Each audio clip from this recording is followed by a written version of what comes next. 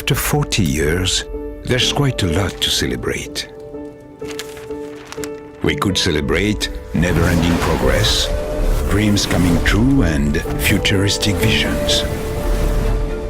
Or just the fact that we are still on the starting line 40 years later, ready to race as ever. We could celebrate some of the titles we've won. Being world champion twice in a row, or world's best motorist 6 times in a row, game-changing our sport with groundbreaking technologies. We could celebrate all the trophies we have raised, or just the very first one. But today, we'd rather celebrate when everything started, when everything was hard, when no one believed in us but ourselves,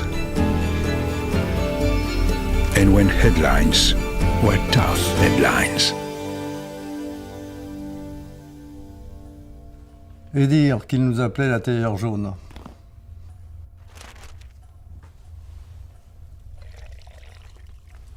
Two passion.